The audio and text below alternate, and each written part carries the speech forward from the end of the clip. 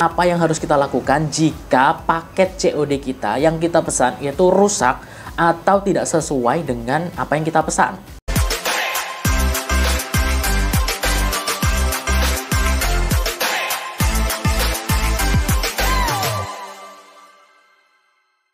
Oke, jadi mungkin kalian adalah salah satu mungkin korban atau salah satu pembeli yang mungkin saat kalian pesen paket COD gitu kan, terus kemudian paketnya itu ternyata nggak sesuai, atau paketnya itu rusak, atau paketnya itu apa ya, tidak seperti yang kalian bayangkan lah gitu kan, sehingga kalian tidak mau membayar ke kurirnya, sehingga kalian memarahi kurir. Kan banyak sekali di online gitu kan, di TikTok mau dimanapun itu kasus terjadi seperti itu kan. Siap kak. Wup. Ini lihat ya, customer melempar ya. Kayak gitu pelayanan kamu ya. Oke. Bukan kamu bayar saya, kalau sesuai sama pesanan saya bayar. Saya ibu bisa chat Kayak gitu. Ya harusnya kan ditolak, nggak usah dibuka. Ya kan nggak tahu isinya tuh mas. Kalau tahu isinya juga kan nggak bakal Rese saya bayar. amat. Hanya kesalahpahaman antara pembeli, calon pembeli dan juga kurir sebenarnya. Tapi kalau misalnya kita sama-sama mengerti, kurirnya juga mengerti dan pembelinya juga mengerti, sebenarnya sangat mudah kok kita. Kalau misalnya paket kita nggak sesuai atau untuk menangani hal-hal yang seperti itulah. Dan ini aku share tipsnya buat pembeli ya, apa yang harus kalian lakukan. Yang pertama, saat kalian menerima paket COD, ini COD biasa ya.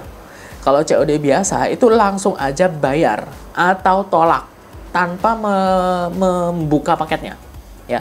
Tapi kalau menolak ada batasannya. Menolak itu kalau nggak salah sekitar 2 kali maksimal dalam 1 bulan atau 3 kali maksimal dalam 1 bulan. Itu kalian hanya boleh menolak maksimal segitu.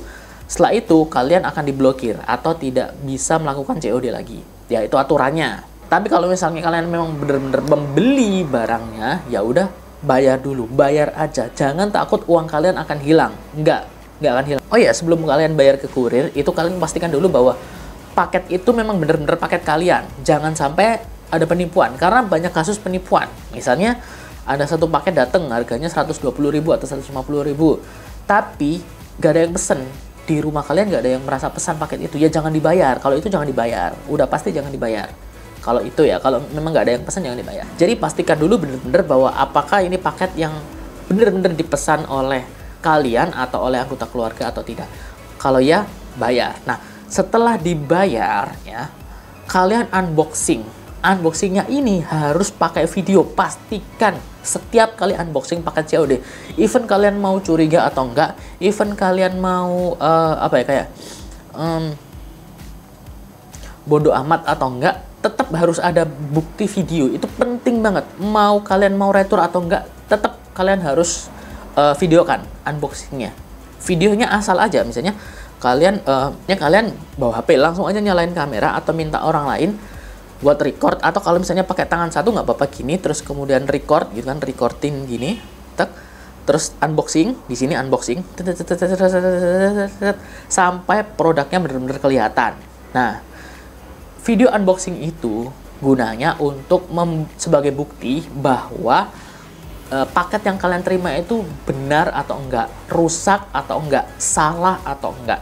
Itu buktinya di video unboxing itu. Nah, setelah kalian melakukan video unboxing, berarti kalian sudah memiliki bukti. Kalau misalnya barang itu rusak, katakanlah barang itu rusak, langsung ajukan komplain di aplikasinya ya. Langsung ajukan pengembalian atau ajukan komplain di aplikasinya. Baik itu aplikasi Shopee, Tokopedia, Lazada, apapun, ajukan komplain. Oke. Nah, kemudian kalian jelaskan apanya yang rusak, foto-fotoin juga, sertakan juga video unboxingnya. Nah, itu yang penting.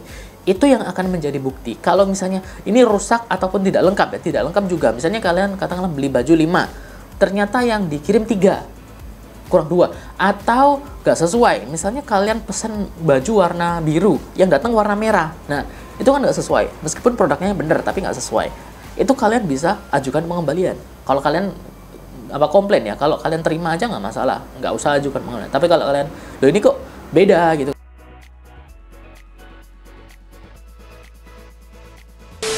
Nah, saat ajukan pengembalian itu biasanya akan ada pilihan opsinya.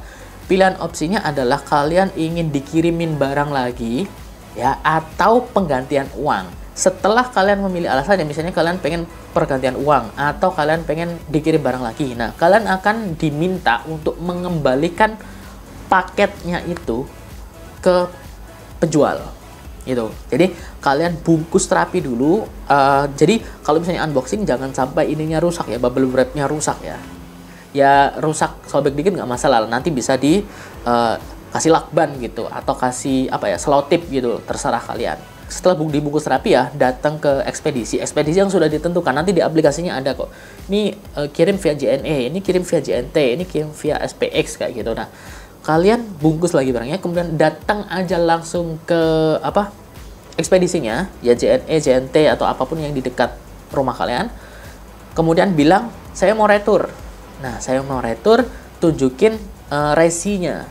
Ya, resinya dari aplikasi. Dari aplikasi nanti ada. Setelah kalian ngeklik apa, pengajuan pengembalian di aplikasi itu nanti ada. Tunjukin aja ke kurirnya gitu. Nih aku mau retur barang, ini resinya kayak gitu. Nanti dicek sama si kurirnya, habis itu oh ya selesai. Nah, setelah itu kalian akan menunggu proses barang ini nyampe ke alamat pengembalian.